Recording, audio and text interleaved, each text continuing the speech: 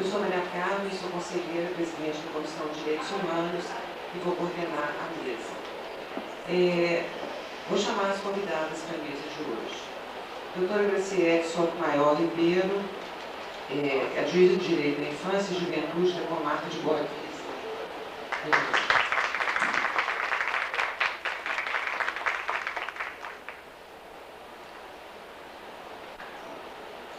Eliana Rocha Oliveira é coordenadora do Programa de Formação em Direito da Infância e Juventude da UERJ.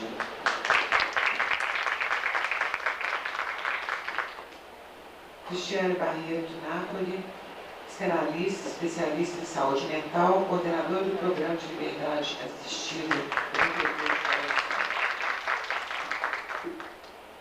Bom, eu vou começar passando a palavra para a doutora Graciete. Ela vai fazer o relato da experiência, né? Bom dia a todos os senhores. É um prazer muito grande fazer aqui presente, até mesmo porque nós que trabalhamos na área do direito da criança e do adolescente, sentimos que a sociedade como um todo está buscando também trabalhar nesta área. Então, o fato de nós estarmos aqui falando para técnicos e para a comunidade em geral sobre a criança e o adolescente, no caso aqui em questão, com relação ao ato infracional, é muito importante, visto que nós não estamos aqui só para passar informações, mas para trocarmos também informações. Eu vim aqui para falar sobre um programa de grande sucesso no nosso estado, que é o Programa da Justiça Dinâmica. E antes de passarmos para eles, falar diretamente sobre o programa, cabe a mim fazer algumas informações. Quais sejam? Com a vigência da nova Constituição Federal e com a ratificação pelo Congresso Nacional da Convenção dos Direitos da Criança das Nações Unidas, houve uma nova mudança na visão jurídica com relação às nossas crianças e aos nossos adolescentes. Passou-se com a doutrina sociojurídica da proteção integral. Então, essa nova doutrina foi regulamentada pelo ECA, pelo Estatuto da Criança e do Adolescente. O Estatuto da Criança e do Adolescente teve uma mudança geral em toda a nossa estrutura jurídica. Por quê? Que tirou o pensamento de que aqueles adolescentes eram objetos de direitos e eles passaram a ser o quê? Sujeitos de direitos. Então, antigamente, no Código de Menores, todos eram levados para o mesmo lugar, não tinha nenhum trabalho feito com relação aos adolescentes, tanto aqueles em situação de risco como aqueles que estavam em situação de delinquência, também eram levados para o mesmo lugar, e o Estatuto mudou este tipo de pensamento. Com essa mudança pelo Estatuto, também teve que ter uma mudança em toda a estrutura, não é isso? Houve uma mudança completa e a gente vai ter que mudar também. Então, o Estatuto viu que ele tem como base na responsabilização socioeducativa dos jovens dos 12 aos 18 anos.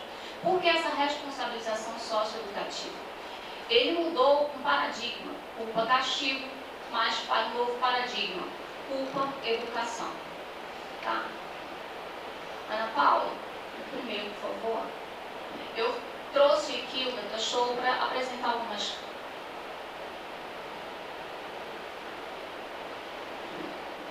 Antigo paradigma.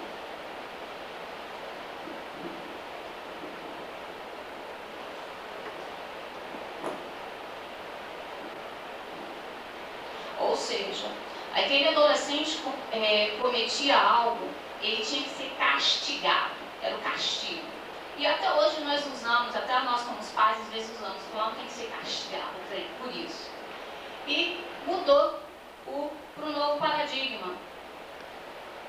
Pode passar para o próximo. Visando culpa versus educação. O adolescente ele tem ciência de que ele fez algo, né? Mas ele tem que ser educado para ele ter realmente ciência de que se fez algo de errado, ele vai ser responsabilizado por isso.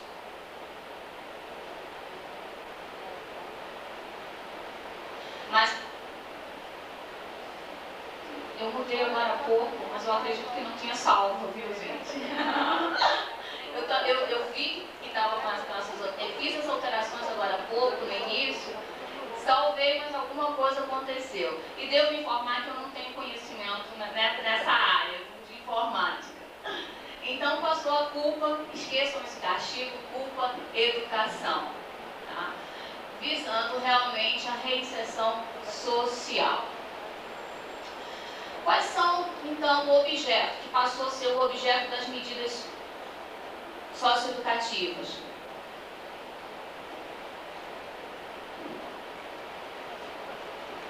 O objeto das medidas socioeducativas, em primeiro lugar, é evitar a reincidência. E como é que pode fazer isso? Através de uma reinteração social do adolescente, do fortalecimento dos vínculos familiares e comunitários. Por que esses vínculos familiares e comunitários?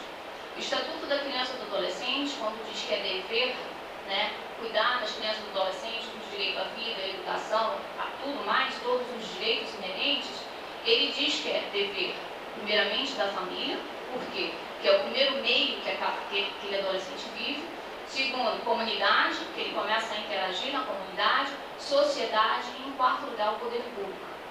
Então, qual é o meio social daquele adolescente? Família. Então, se nós não trabalharmos a família como um todo, vai ser trabalho perdido, não é isso?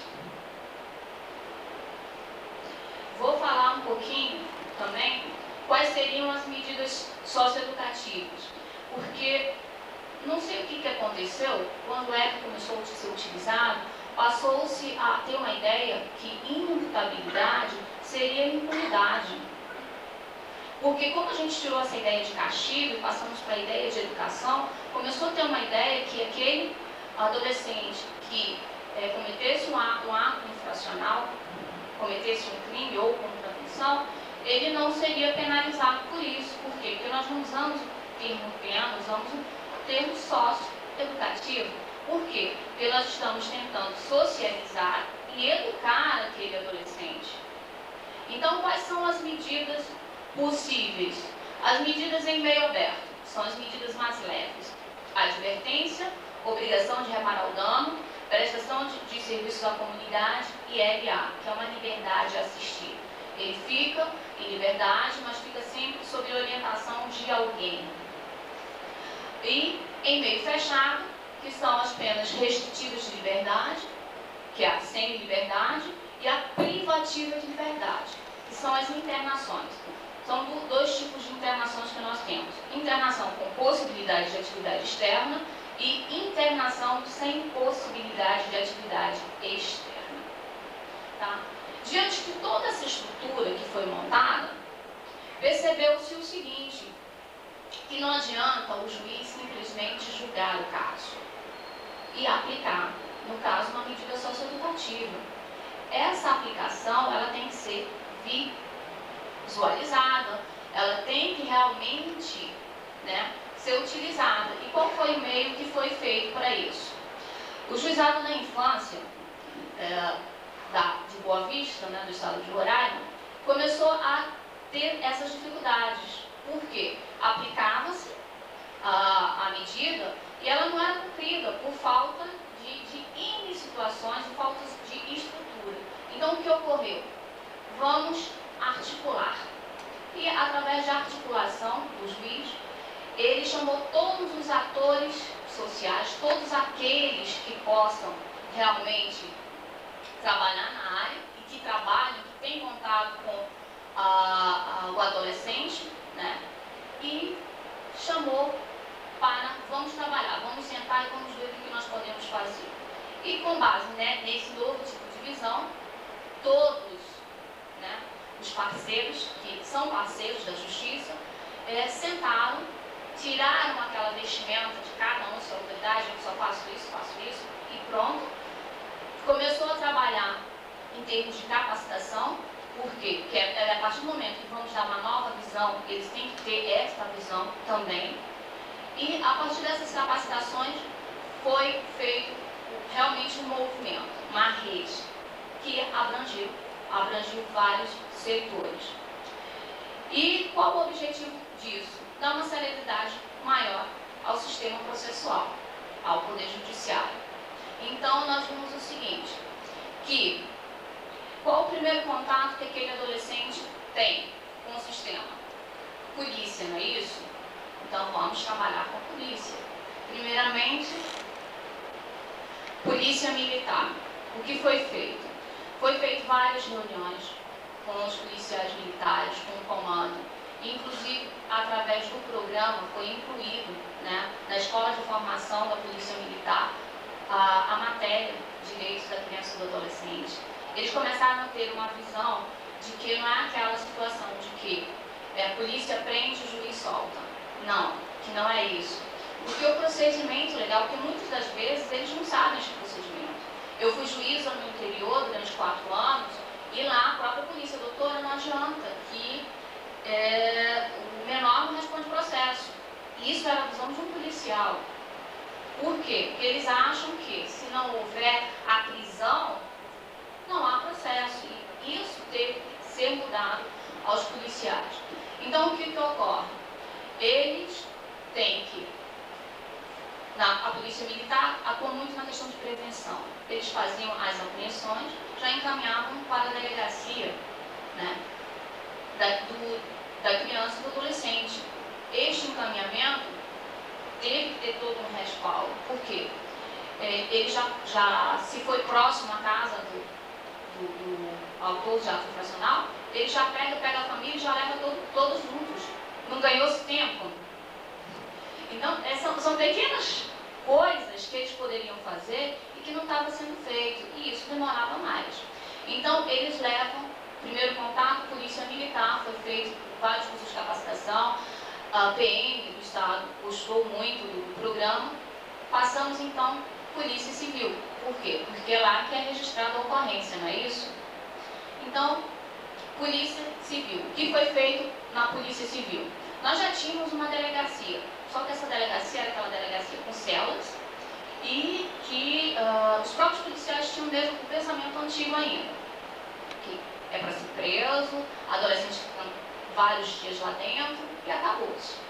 Então, quando eles começaram a participar da capacitação, eles começaram a ter outra visão, que o adolescente é apreendido, se for devido a um fato leve, ele tem os pais, é feita toda a ocorrência, os pais assinam termos de responsabilidade de comparecer no Ministério Público no dia seguinte e lá, através do Ministério Público, começa ou não a ação penal. No caso, a ação de medida socioeducativa. E eles tinham essa visão antiga. Com o programa, foi feita nova capacitação, foi tirada as celas, ficou só setor administrativo. Por quê? Se o adolescente não vai ficar preso ali, por que ter cela? Medida. Qual o objetivo? Não é? Então, as celas das delegacias, da Delegacia da Criança e do Adolescente foram retiradas, passou-se a ter um setor administrativo lá. Por quê? Cometeu ato leve, encaminhado, o pai assina o termo de responsabilidade, comparecendo com o promotor de justiça. Um crime violento, a obrigação da autoridade policial é registrar a ocorrência e encaminhar para o centro socioeducativo, que é onde nós fazemos a nossa internação. E o centro, no dia seguinte, encaminha ao Ministério Público. Então, se eles não tinham por que deixar o adolescente lá apreendido, por que ter cela? Só para ficar tentando, né, para ficar aí preso.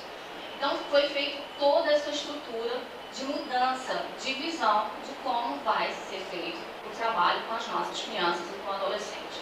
O Ministério Público. O Ministério Público é a mola propulsora de tudo, porque é ele que vai dar o primeiro passo em direção à medida socioeducativa, a ação de medida socioeducativa. Então, através do Ministério Público, através da Procuradoria-Geral, foi dada uma maior assistência aos promotores de justiça. Que assistência eram essas?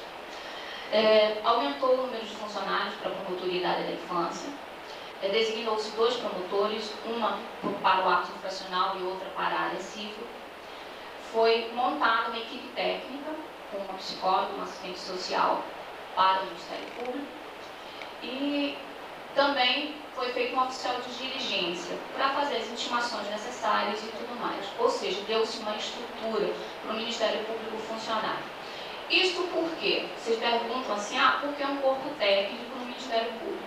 Porque a lei previu também que o Ministério Público, ao receber aquele adolescente numa oitiva informal, é informal, mas a partir do momento que tem um corpo técnico, passou a ter o caráter de entrevista, porque ele não vai ter contato só com o promotor de justiça, mas com o corpo técnico também, e esse corpo técnico elabora um relatório para o promotor. E este relatório não é só assim, fulano de tal ganha tanto, então só aquela questão econômica, não. Ele vai ver, conversar com o adolescente, saber se aquele adolescente já cometeu outros atos infracionais ou não, se tem consciência que está fazendo certo e errado, e tudo isso, e dá um parecer para o promotor. O promotor, diante da ocorrência, ele pode tomar 3 medidas: arquivar, se achar que não é caso de ato infracional; representar, no caso que é a ação, é como se fosse uma denúncia na justiça comum, representar contra o adolescente; e pode apresentar a remissão. E essa remissão não estava sendo feita, estava na lei, mas não era feita. Por quê? Porque como é que o promotor teria dados para dar a remissão? E o que é remissão? Que eu estou falando tanto, né? Remissão para a gente é como se fosse um perdão judicial.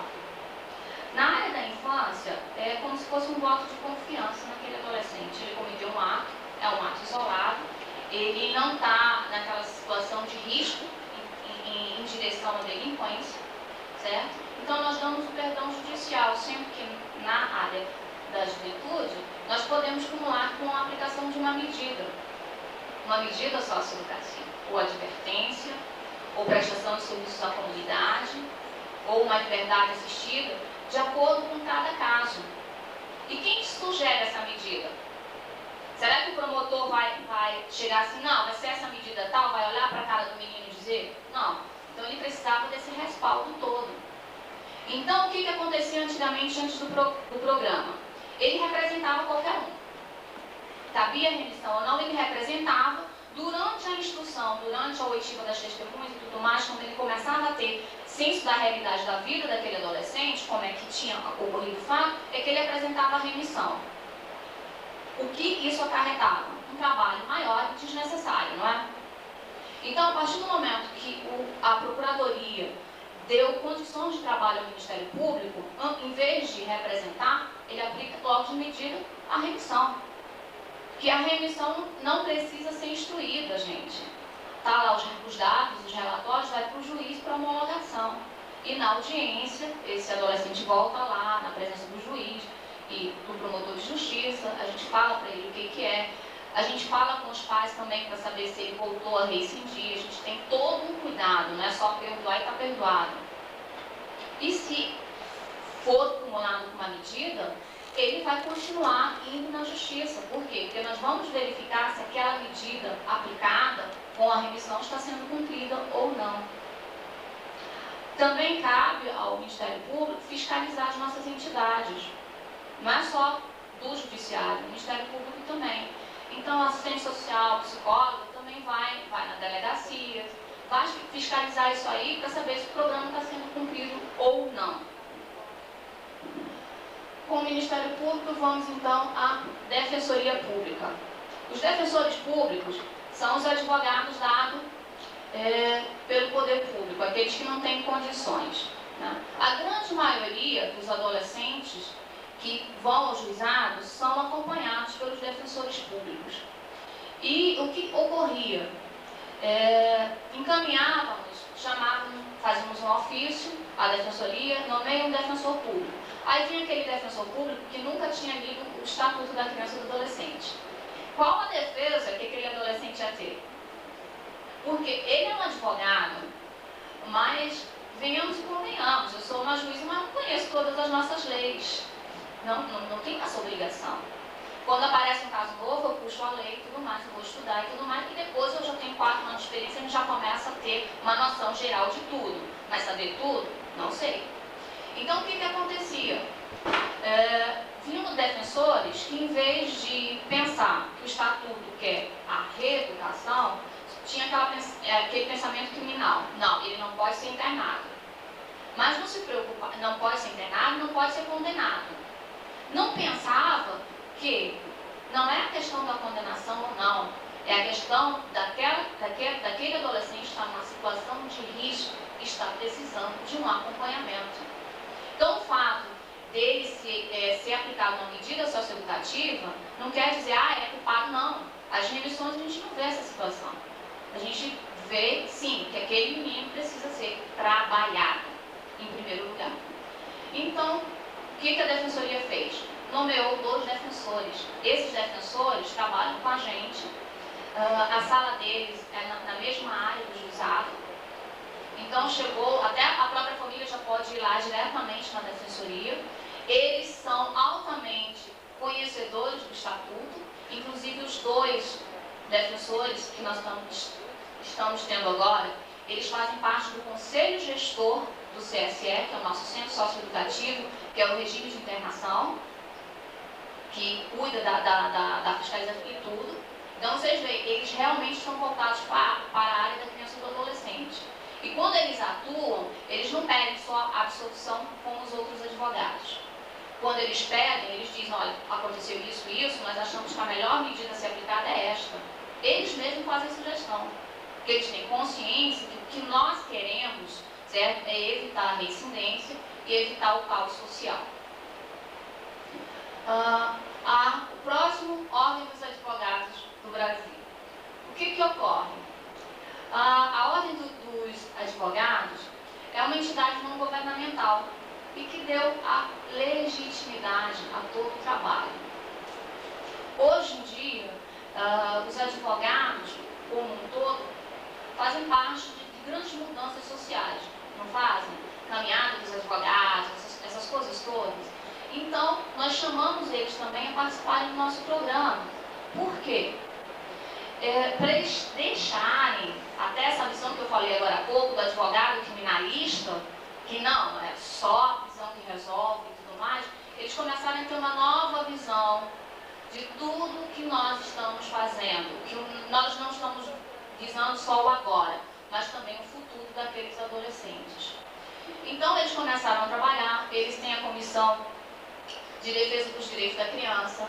Quando eles recebem alguma denúncia, eles vão lá também, eles acompanham junto com a gente. Ou seja, começou a caminhar lado a lado com a justiça, lado a lado em visão, em proteção aos direitos da criança e do adolescente. Não está aí, que eu tentei mudar no início também, são as entidades de atendimento. É onde que são os programas que cumprem as medidas aplicadas. Eu falei agora há pouco sobre as medidas socioeducativas que podem ser aplicadas. E elas têm que ser realmente efetivas, não tem? Então, as entidades de atendimento têm que passar por toda essa reformulação que houve também com o ECA. Então, não adianta eu colocar uma prestação de serviço à comunidade se aquele adolescente não vai ser acompanhado e se não vai ter um retorno. Então, o que ocorre? As entidades, né, de atendimento, tanto as municipais como as governamentais, o governo, passaram a ter essa visão também e trabalhar lado a lado, não trabalhando só o adolescente, mas trabalhando também a família daquele adolescente. Então, nós temos PSC e LA municipal. Então, quando eu determino essas medidas, são encaminhadas para a secretaria inerente, né, do município. São feitas audiências de verificação contínuas. A orientadora, no caso, lá o sistema tem uma pedagoga, uma psicóloga, uma assistente social, trabalham como orientadores, mantêm contato não só com o adolescente, mas também com a família, porque a grande maioria são questões familiares, não se dão bem dentro de casa, passam a ser agressivos. Muitos pais são encaminhados a programas de alcoolismo, de drogas, ou seja, nós fazemos um acompanhamento geral. E essa visão tem que ser mudada dentro dos programas, não é isso? Nós temos o Centro Socioeducativo, que é o regime de internação, que lá tem educação obrigatória, eles têm determinadas atividades também obrigatórias. A família também é trabalhada, tanto é que eles têm visitas com frequência, A partir do momento que eles já começam a semi-liberdade, que é aqueles que eles dormem lá e passam o resto do dia fora, eles já começam a ter um outro programa, que é o programa da cidadania ativa, que já começa a trabalhar como aquele adolescente vai ser recepcionado em casa, como é que está a família dele está preparada para recebê-lo? Então já começa a ver toda essa visão, para quando eles passar para a LA, certo? No caso, a liberdade assistida, ele está preparado e a família também está preparada para recebê-lo. Há poucos dias, houve um caso de um interno chegar com a direção e dizer: doutora, no caso para a diretora, nós temos que trabalhar a minha mãe, porque ela está tendo problemas com álcool. Ou seja, aquele menino ele foi trabalhado, mas se a gente não trabalhar a família, como é que a família vai recebê-lo? Não é isso?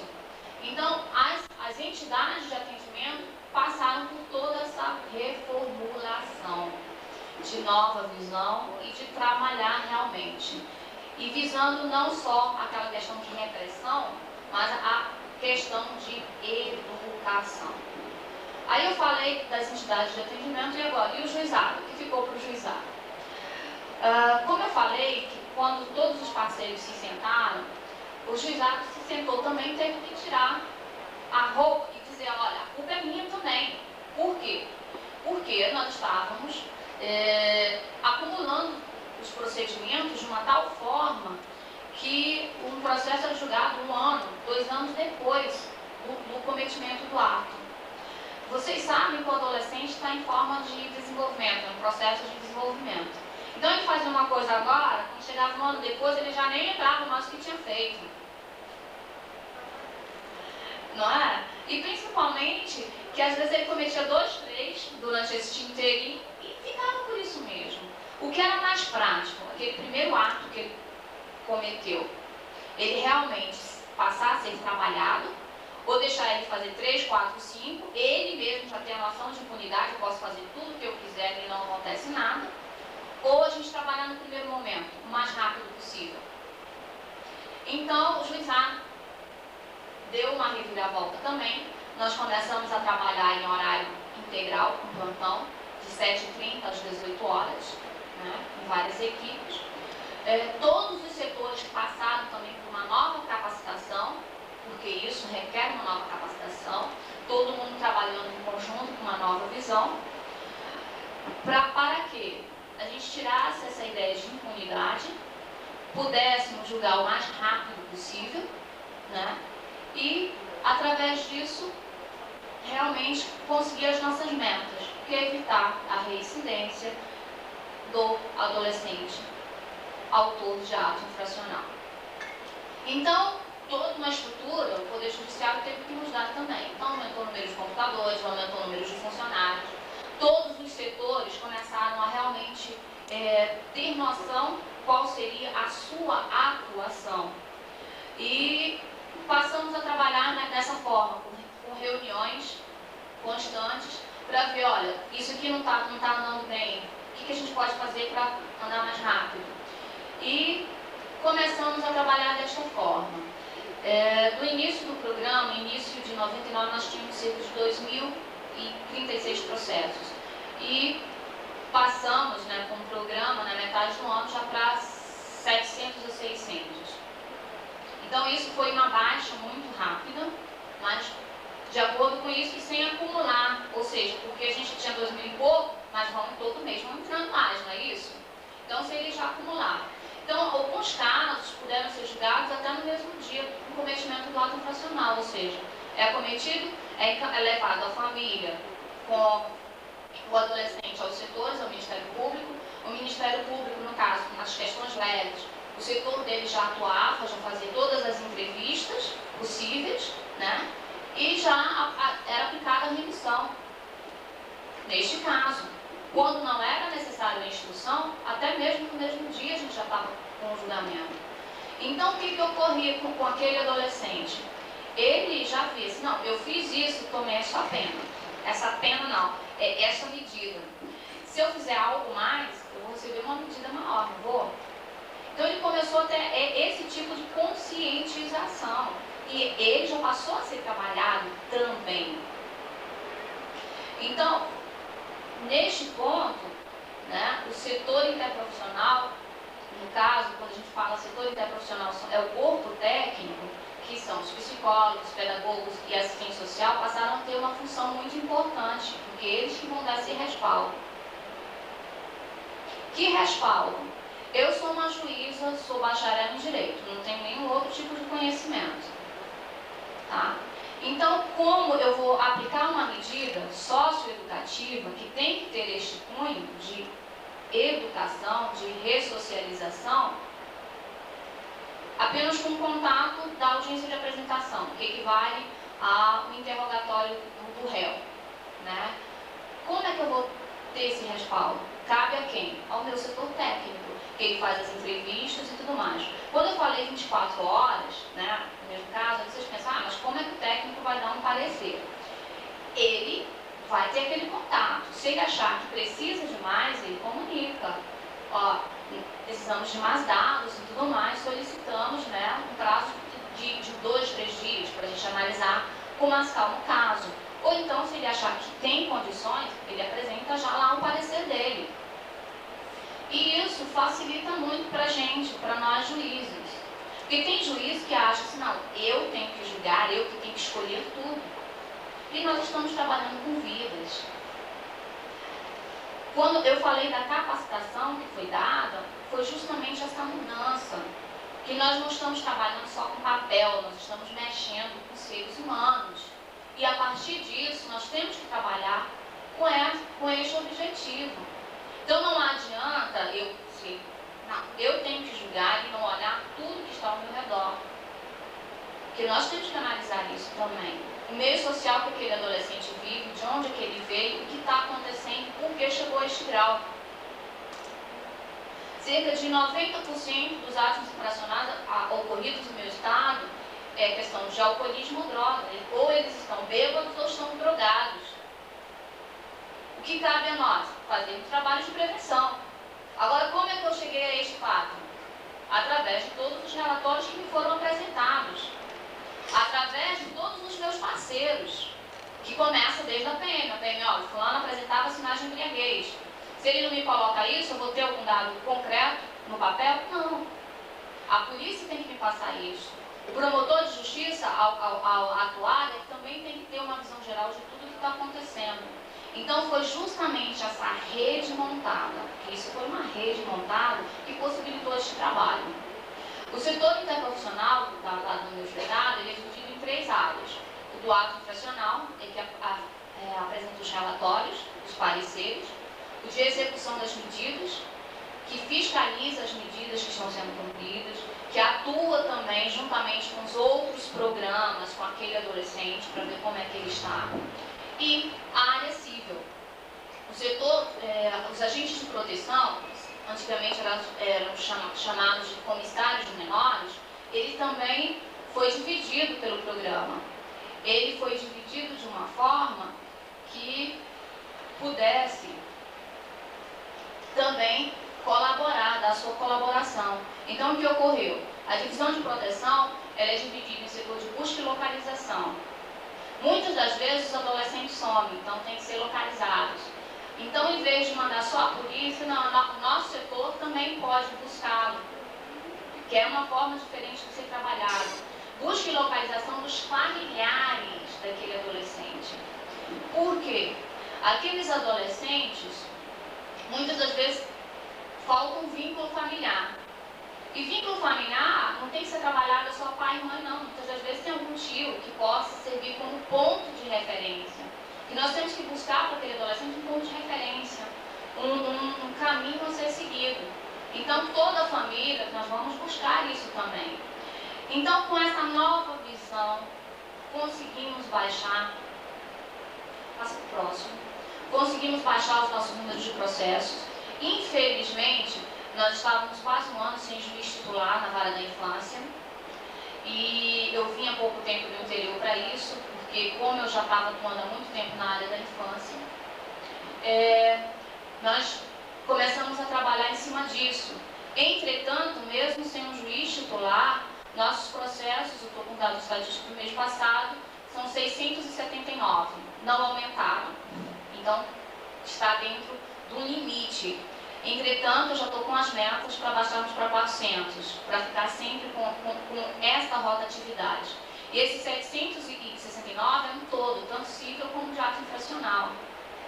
Por quê? Porque os processos não demoram. Mesmo sem juiz, a coisa funciona.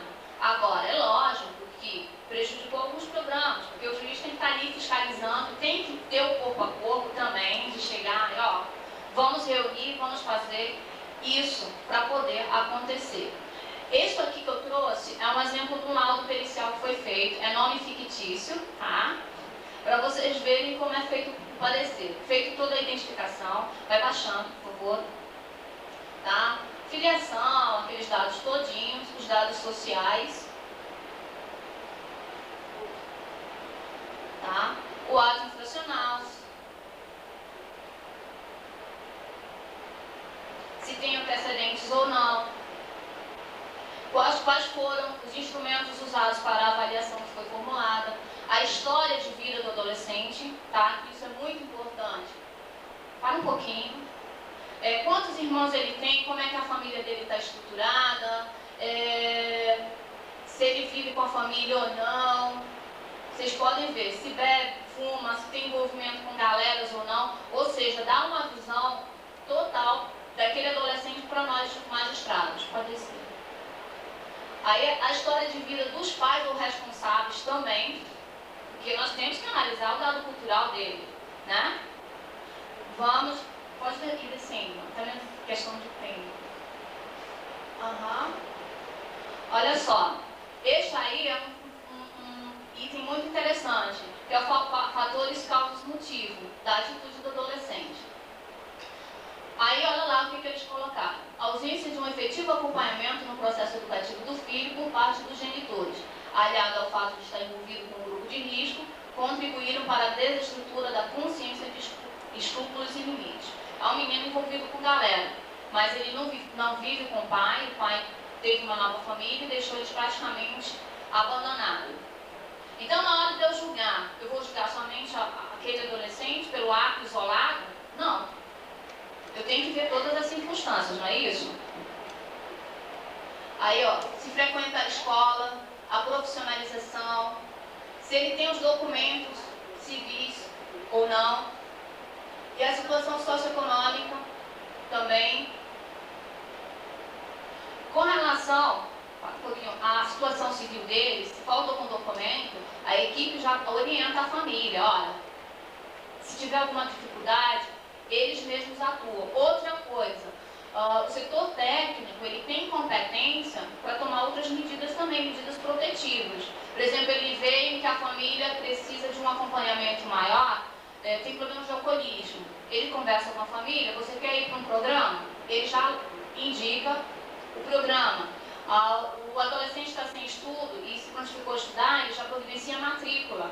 Não precisa vir para o juiz decidir essas situações, não. Ele mesmo, o setor técnico, tem competência para fazer tais encaminhamentos. E isso foi uma visão dada como? Com programas, através das reuniões. Nós podemos fazer isso? Pode, então encaminha. Por quê? Daqui que o processo chega na mão do juiz, já se perdeu tempo. E a atuação tem que ser imediata. Pode ir descendo, por favor.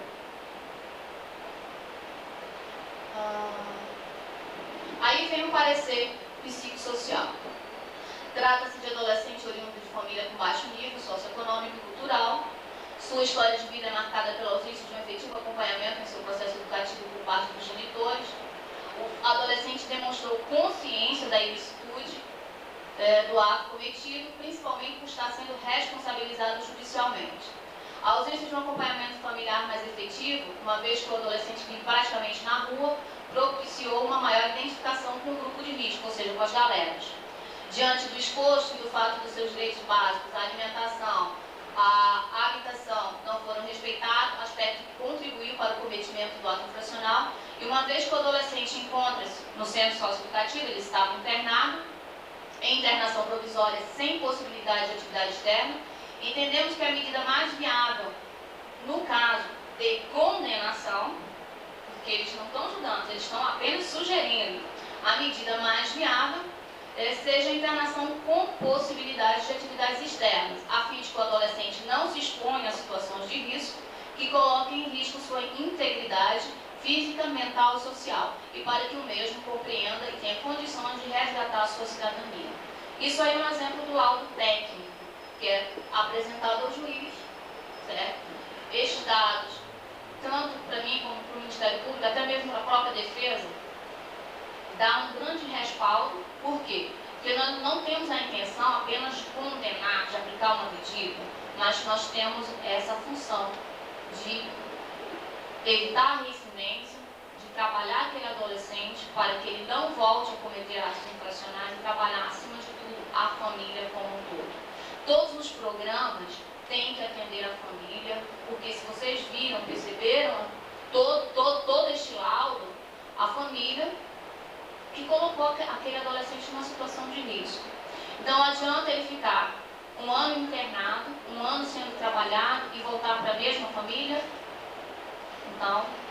Então, justamente foi isso. O que é o programa Justiça Dinâmica? É dar uma maior celeridade aos processos, a montar uma rede para que os autores de atos infracionais não sejam importantes só para o Poder Judiciário, mas que sejam importantes para toda a comunidade.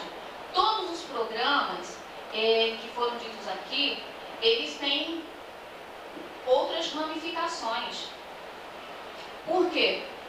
Porque é um setor de PSC, mas ele tem que trabalhar com outras secretarias, emprego urgente, conseguir bolsa de qualificação. Então, eles têm convênio com Secretaria de Educação, prestação de serviço à comunidade, Secretaria de Saúde para prestação de serviço à comunidade também. Então, foi montada uma rede que não se resume apenas aos parceiros aqui elencados.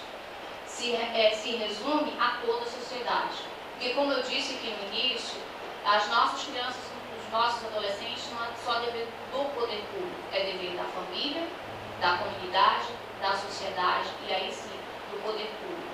A partir do momento que cada um faça a sua parte, dê um pouquinho de si ao tema, com certeza nós teremos grandes resultados. E não é difícil, gente, basta ter boa vontade. Muito obrigada.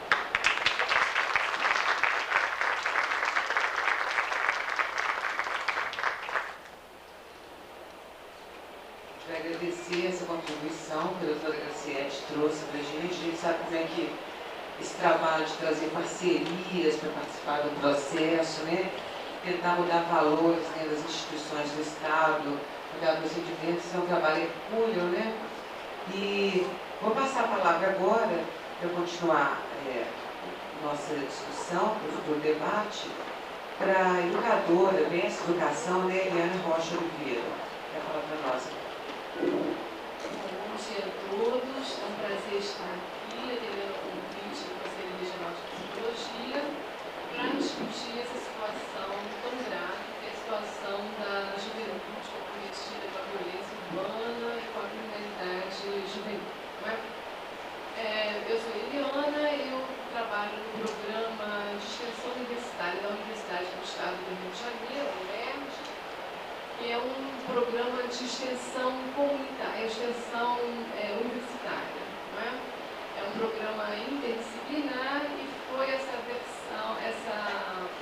composição do programa que parece que atraiu ao convite para discutir uma experiência interdisciplinar da universidade com os serviços que a universidade prestou às secretarias de Estado e ao Ministério da Justiça na área do adolescente conflito com a lei. Então, mas eu queria dizer que, para nós, o maior problema não está localizado exatamente na existência de jovens que cometem os atos infracionais.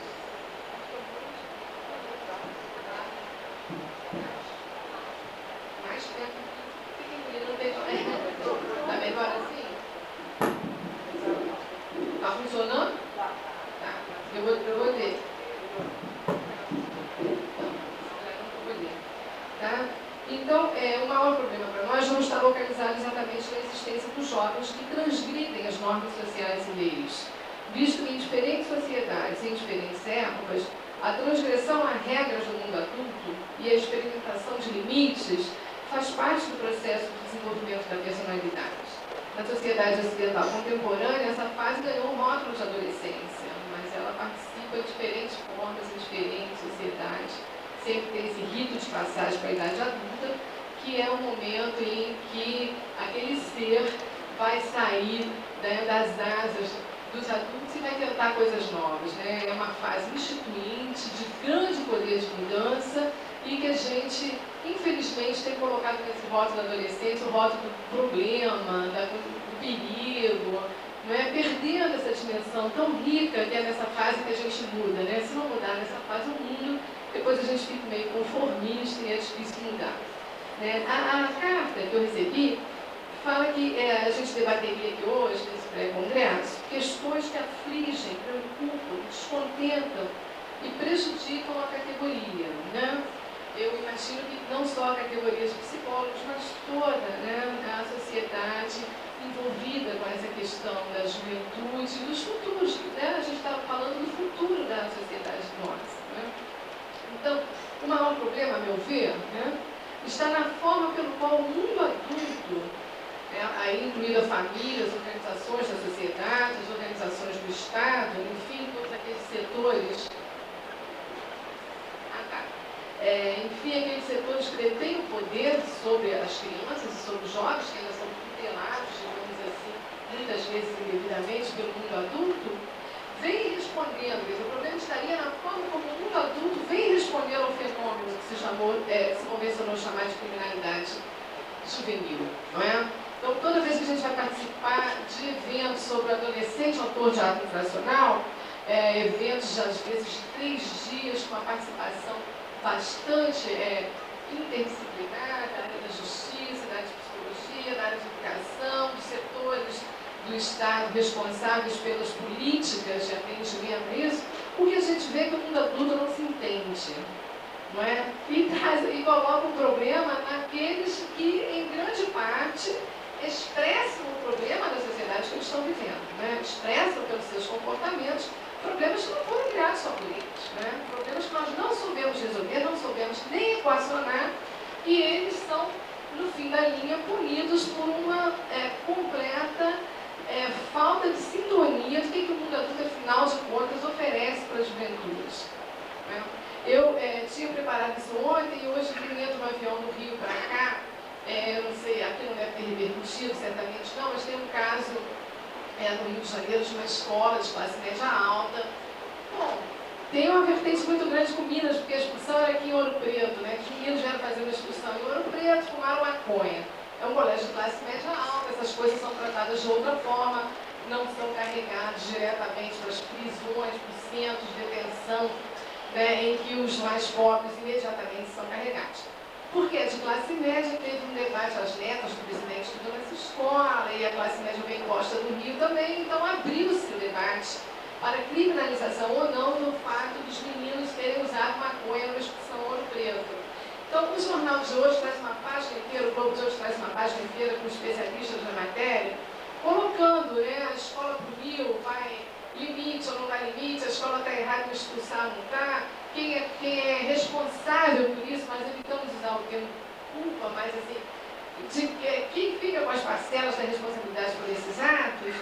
E eu gostei, porque eu queria dar exatamente esse enfoque quando eu estava preparando, né, como é que eu vou introduzir o assunto, eu queria dar esse enfoque que o problema está no mundo adulto e não no mundo juvenil. E hoje eu fui, assim, digamos, corroborada na minha ideia, porque as três pessoas que falaram, uma educadora, um deputado que é o Gabeira, sempre metido com essa questão das drogas, e os jornalistas, os três chegam a esse encaminhamento também, que não é um encaminhamento muito visto. Então, chega essa sintonia, tem alguma coisa a ver. Dizendo que os próprios pais não se entendem em relação a como colocar esses limites, e aí eu estou falando dos pais de classe média, porque na classe mais popular, que é 90% de quem vai parar no sistema da justiça da infância e juventude, acredito que em todo o Brasil, né, as questões são resolvidas de outra forma, né? Os adolescentes de classe média resolvem essas questões em outras instâncias da sociedade, né? Tem acesso a serviços de psicólogo, tem acompanhamento familiar, tem outras instâncias para resolver, não caem imediatamente como crime. Então, o fato de ter sido criminalizado o comportamento abriu esse debate interessante em que diferentes também profissionais colocam isso. O mundo adulto não está se entendendo, está passando muitas controvérsias, deixando brechas muito grandes para o entendimento de como o adolescente deve se comportar, até onde se pode transgredir, porque transgredir todo mundo transgride. Uns são responsabilizados e outros não. Está aí o Congresso, os juízes e toda essa gente mostrando que conhecimento e poder não são suficientes. O problema está em algum outro ponto da ética, da formação, da moral, dessas coisas que a sociedade ficou muito tempo sem querer discutir, porque era considerado um pouco careta, um pouco de direita, essas coisas, essas questões. Deixou rolar muito abertamente e agora está perdendo um pouco mais. Bom, punir, prender, encarcerar, segregar, criminalizar comportamentos, medicalizar comportamentos, psiquiatrizar episódios de transgressão, criar sistemas de segurança caros e ineficazes, formar quadros para gerir esses sistemas, tem sido o encaminhamento que tem sido dado até aqui, digamos, hegemonicamente no país. Então, ninguém consegue dar uma expectativa de futuro, uma ideia, afinal de contas, qual é o nosso papel em relação às drogas. Ela está dizendo que 90% em Roraima, no Rio de Janeiro, 70% dos adolescentes privados de liberdade por episódio de droga. Lá a gente tem uma situação peculiar. O Rio de Janeiro se transformou, de fato, num campo de batalha do tráfico de drogas. E os adolescentes são mais encaminhados não por uso, mas pelo chamado tráfico, que eu não chamaria isso de tráfico, esse trabalho, são os soldados do tráfico de droga e eles são muitas vezes internados por esse envolvimento de trabalho. É um trabalho que eles têm lá. Eles cumprem carga horária, eles passam por processo seletivo, eles têm planos de carreira, eles são formados desde pequenininho, tem toda uma carreira lá de olheiro, a vapor, a entregador, inclusive a personalidade trabalhada, quem é mais expansivo, quem serve mais para quem tem personalidade mais forte, que não vai entregar o outro na hora que for preso. Tudo isso é um sistema de trabalho muito bem elaborado que o tráfico faz no Rio de Janeiro, e os meninos se empregam nesse sistema. Até certo ponto eles estão fazendo isso.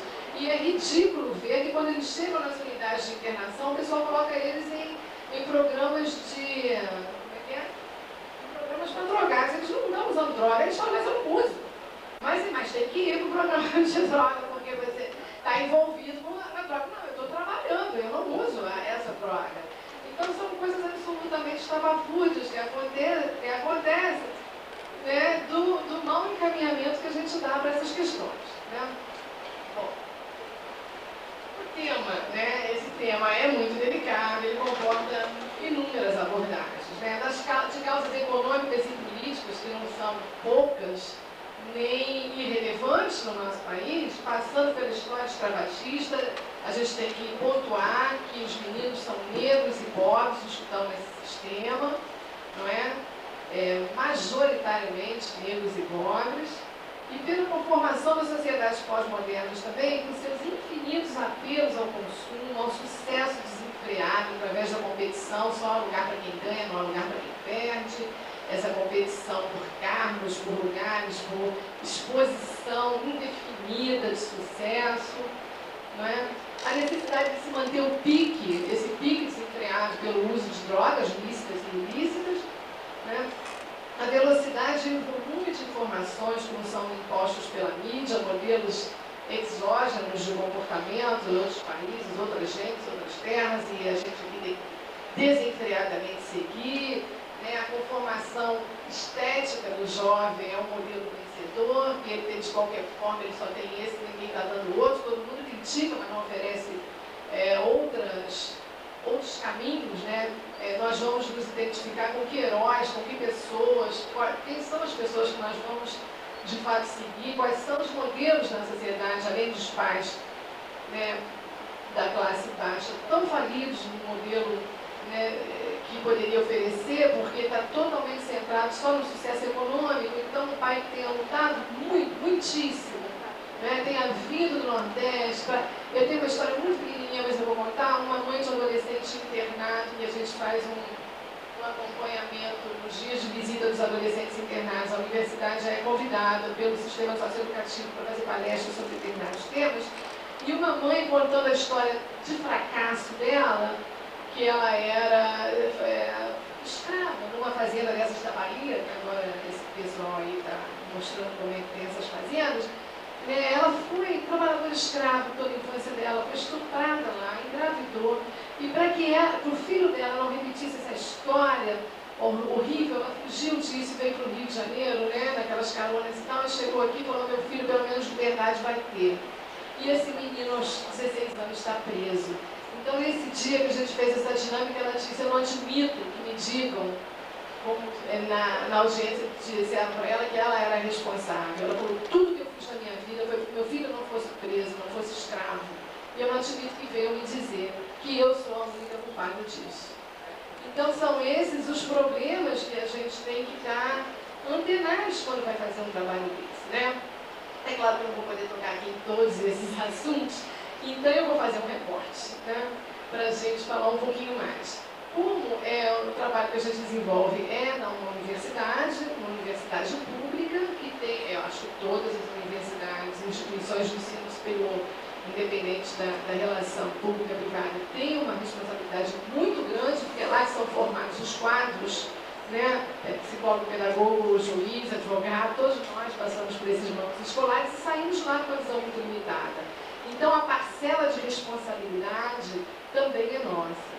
Então, eu fui pensando nisso, né? Quer dizer, a parcela de responsabilidade da universidade fica muito clara, né? Você forma alunos que jamais têm a oportunidade de ver essa realidade, né? Eu mesmo fui formada, digamos, eu sou pedagoga, professora primária, pedagoga, mestre em educação, secretária de educação popular, e me lembro perfeitamente bem quando saí do Instituto de Educação, professora primária, e fui trabalhar naquelas zonas mais populares do Rio, que eu começava a corrigir e falei: bom, não foi nada disso, eu não aprendi nada, nada do que eu aprendi vai me ajudar aqui, porque eu só aprendi a corrigir, eu só aprendi a enquadrar, eu só aprendi a desvalorizar os saberes que eu via lá. Na época eu não tinha essa consciência, depois fui fazer meus outros estudos, voltei aterrorizada: olha, isso aqui não vai servir para nada, eu estou apenas expulsando os meninos no primeiro dia de aula, porque eu ensino ele a falar uma coisa que ele não vai falar, porque na comunidade dele se fala.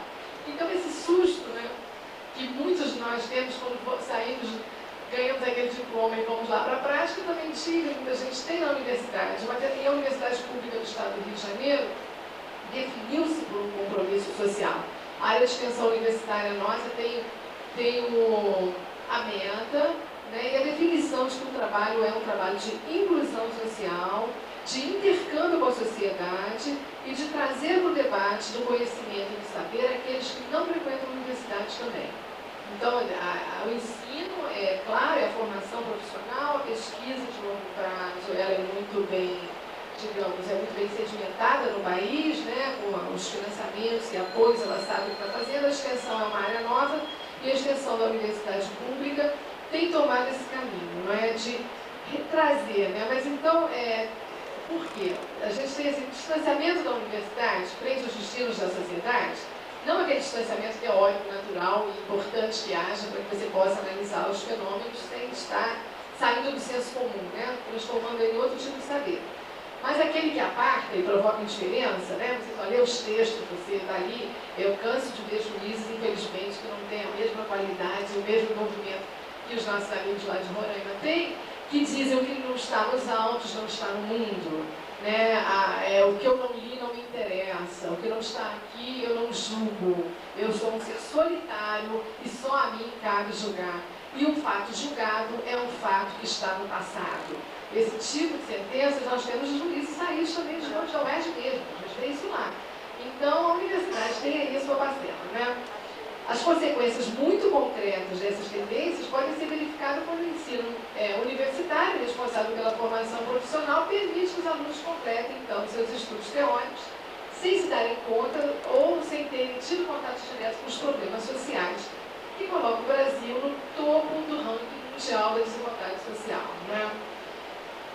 a universidade esteve encastelada por muitos anos, né, para usar essa expressão muito difundida pelo senso comum. Somos um castelo, ficamos lá produzindo teses que ninguém vai ler e tal. A universidade se tornou uma detentora do saber, né, detentora entre aspas. Eu fui a um congresso lá em Petrópolis e o psicanalista Foucaultiano Pedro Paulo Azevedo fez essa imagem que eu achei muito interessante e eu trouxe aqui. Eu vou ler o que ele escreve. Estamos diante de uma espécie de ordem do saber. O saber como mandamento, ensinamento normativo que vigora como doutrina.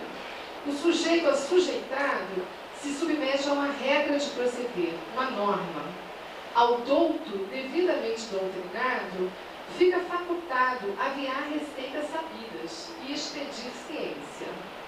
Cria-se uma escola de funcionários do saber, que passam a despachá-lo. O preceito do saber encarna, portanto, uma disposição, uma prescrição. Vira artigo de lei, vira dispositivo legal. É saber detido, e as casas que o professam, verdadeiras casas de detenção. Eu achei que isso, quer dizer, eu mesmo na universidade lendo isso, mas é porque a gente exatamente quer trazer o debate. E o que isso tem a ver com psicólogos, tem tudo a ver com psicólogos, né? A Luísa estava mostrando como é importante o laudo dos pareceres das equipes técnicas na hora em que você vai dar uma sentença. Né? Você entrar naquela rotina institucional alucinante, alienante, mortificante, que estão submetidos os funcionários desses sistemas totalitários, seja ele, no Rio chama DEGAS, Departamento de Ações Socioeducativas, na maioria dos estados se chama FEBEM, aqui se chama SAREM, que significa, né? Então, nós herdamos aí dos manicômios, dos presídios, de todas essas instituições totais, essas rotinas. E embora 10 anos o Estatuto da Criança e do Adolescente esteja em vigor, como a Júlia disse, mudando esse paradigma, né? Invertendo o olhar, agora a gente inverte o olhar como? Porque não basta uma lei e quanto mais, quer dizer, a nossa lei é excedente, ela precisa ser cumprida, já passa do tempo dela ser efetivamente colocada e ela está em diversos estados, em estágios diferentes de cumprimento, não é? Mas não basta uma lei, basta você tem que mudar a prática das coisas, você tem que mudar a rotina, você tem que mudar, não é, estrutura física, você tem que passar por todo um reordenamento. Então, o que aconteceu no Rio de Janeiro há 2 anos atrás? Um juiz aposentado que assumiu a coordenação desse sistema socioeducativo do Estado do Rio, profundamente ligado ao grupo que participou da aprovação do Estatuto da Criança, ao grupo que criou no Ministério da Justiça esse Departamento da Criança e Adolescente e foi implementando nos estados essa tentativa de reordenamento do sistema de atendimento ao adolescente. Ele, no Rio de Janeiro, buscou a universidade, que é uma coisa rara também de acontecer. O próprio serviço foi provocar a universidade e disse, olha, nós queremos mudar tudo. Mudar tudo não é fácil, não é? Principalmente para quem está na prática, não pode parar. A prática é enlouquecedora. Você tem que estar todo dia, 24 horas por dia, naqueles rodízios alienantes malucos, de 24 horas. Mas nós queremos mudar. Para mudar precisava o quê? O reordenamento, como foi feito em Roraima, quer dizer, estados mais novos tiveram a sorte de não ter dado, né, as práticas anteriores, os sistemas, as paredes. Vocês sabem que as paredes falam, elas têm história, elas aprisionam. Não adianta você de um momento para outro dizer isso aqui agora não é mais prisão. É prisão, continua sendo prisão, ele está impregnado, foi construído como prisão. Não é? Então, os estados mais jovens e menores tiveram essa oportunidade, por isso é tão importante a gente ter acesso a essas experiências, como a do Pará, como a de Roraima, que puderam começar já baseado nessa doutrina, puderam construir até arquitetonicamente, né, de acordo com essa nova visão de não prisionamento. Né? Mais o estado do Rio, São Paulo, Rio Grande do Sul e Brasília, que são os 4 considerados mais graves.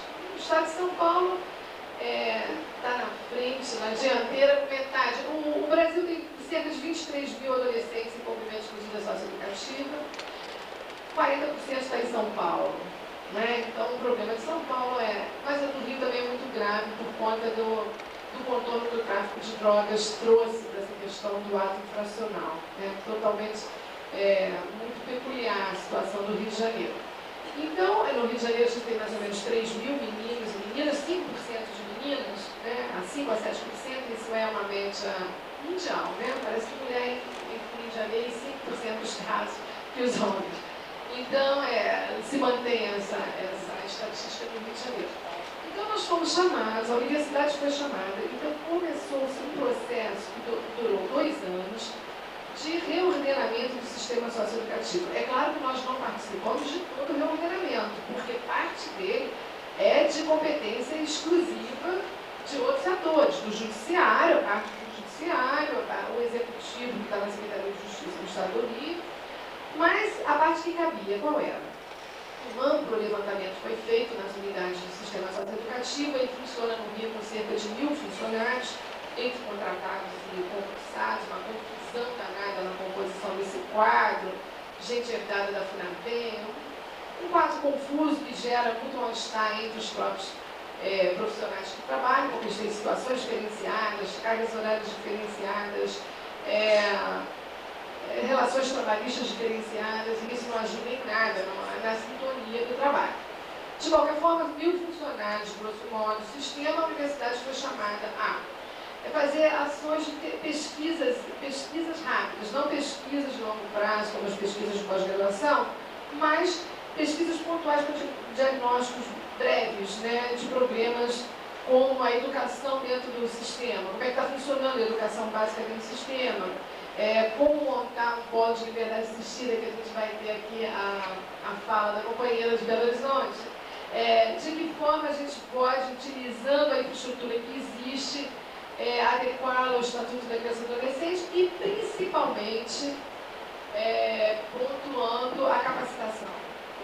Né? Foi essa capacitação que 500 dos 1000 funcionários, acabou que 350 passaram por um programa de capacitação na universidade, um programa pesado, de 96 horas-aula por turma, que abordava de uma visão absolutamente multidisciplinar. A universidade conseguiu juntar entre pesquisadores, doutores, professores adjuntos, mestres,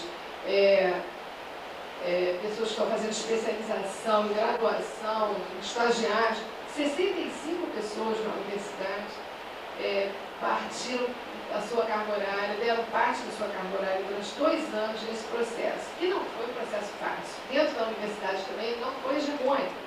Muita gente dizia, a universidade vai entrar para dar respaldo a essa coisa falida, a universidade vai legitimar, não sei o quê. Não foi fácil entrar, foi um debate grande com os pares, também dentro da universidade, para dizer, mas também a gente ficar aqui, esperando as coisas dar errado, para depois escrever textos analíticos dizendo que está errado. Não, também a gente tem que parar de ser casa de detenção, de saber e de alguma forma participar. A gente não está querendo substituir o poder público, não é isso, a gente não faz execução de medidas socioeducativas. Mas a gente tem feito capacitação de todos os participantes desse sistema socioeducativo. Nesses primeiros 2 anos, com os funcionários legais, e agora no projeto que o Ministério da Justiça nos pediu, nós acabamos de submeter a financiamento, que se chama Direitos Humanos, Direitos da Juventude, em que a gente prevê um pouco do que o Roraima fez. Capacitação para magistrados, justamente para mostrar que o que não está nos autos, muitas vezes está no mundo, não é? Capacitação para psicólogos, pedagogos, psiquiatras, médicos, os defensores públicos, que a gente não tem a sorte de ter a mesma situação que outros estados. A Defensoria Pública do Rio tem dificuldades de atender a demanda do Estado, embora tenha feito um grande esforço, mas defensores que atuam na área da criança e adolescente são muito poucos para atender a demanda.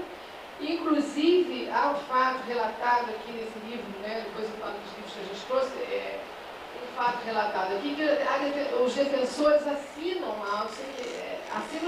assinam os formulários. Depois é que se dá o laudo, eles não participam de nada, não tem defensor na audiência, o que fere em tudo. Eu acho que cai o pilar do estatuto, que é pelo menos o direito do contraditório, que é a base dessa coisa democrática. Pelo menos se alguém acusou, alguém tem que defender, Nem isso a gente tem lá em São Paulo, muito menos, tem nada. Então, esse livro aqui, que se chama Responsabilidades, não à toa, foi um mapeamento que a gente fez no Rio de Janeiro. No início desse processo, nós juntamos num grande seminário, de 3 dias, todo mundo que era responsável, tinha parcela de responsabilidade sobre esse tema. Então, juiz de vara da infância, juízes, magistrados, defensores, secretários de justiça, secretários de educação, universidades, todo o sistema esteve lá para debater, a área de comunicação, a mídia, a imprensa, todo mundo, para dizer, afinal de contas, o que cada um pensa. Mais 5 minutos. Tá, eu queria mostrar algumas transparências rapidamente para dizer como é que o programa funciona, mas eu acho importante, né, dados.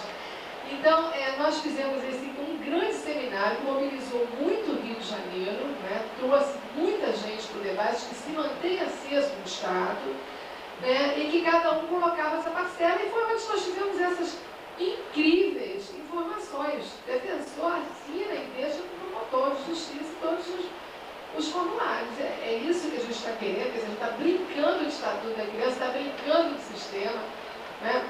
Então, depois desse diagnóstico feito, foi que nós montamos essas capacitações. E hoje nós nos propomos, formamos na universidade, é isso que talvez eu gostaria, se alguém podia... Eu vou rapidamente mostrar, pelo tempo, mas mostrar o que a universidade chamou a si como sua responsabilidade.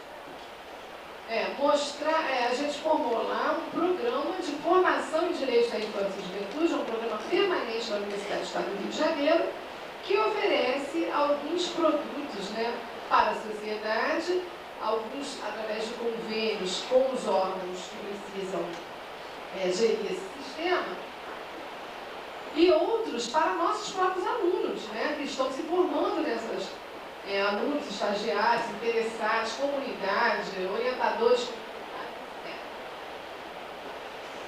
Chama Programa de Formação em Direitos da Infância e Juventude, o apelido é pró-adolescente.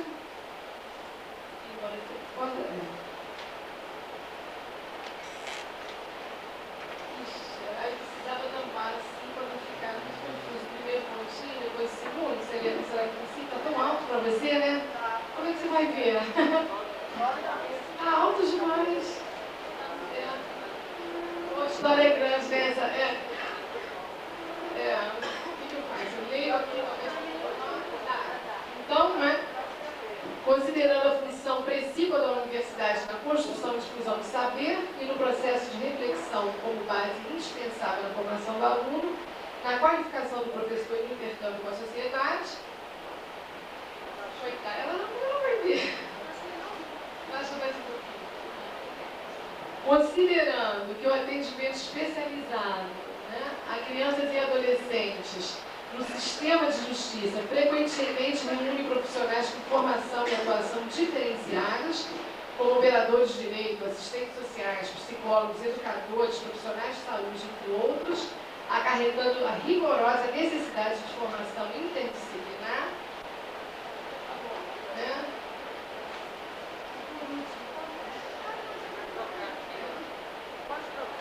São 4 transparências.